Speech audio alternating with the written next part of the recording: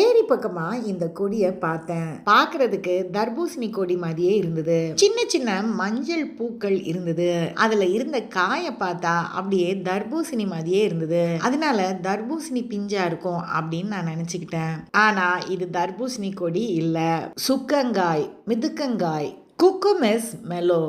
இது ஒரு பூக்கும் தாவரம், கொடியா படரக்கூடியது, வெள்ளரி குடும்பத்தை சேர்ந்தது. இந்த காய்கள் உள்ள வெள்ளரிக்காய் மாதிரியே விதைகளோட இருக்கும். இந்த காய்களை பச்சையா சாப்பிட்டா ரொம்ப கசப்பா இருக்கும், பழுத்த பிறகு கொஞ்சம் இனிப்பா இருக்கும் அப்படின்னு சொல்றாங்க. ஆனா நான் ஒண்ணு கூட சாப்பிட்டு பார்க்கல. இந்த காய்களை பறிச்சு வத்தலாக்கி சாப்பிடுவாங்க. இதுல செய்யற வத்தலை சாப்பாடு கூட்டா பயன்படுத்துவாங்க. இந்த காய்களுக்கு அநேக மருத்துவ குணங்கள் இருக்குது.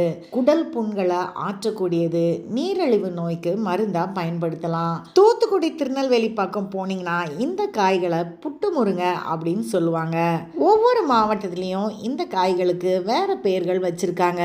உங்க மாவட்டத்துல இந்த கொடிகளுக்கு என்ன பேர் சொல்லுங்க பார்க்கலாம்.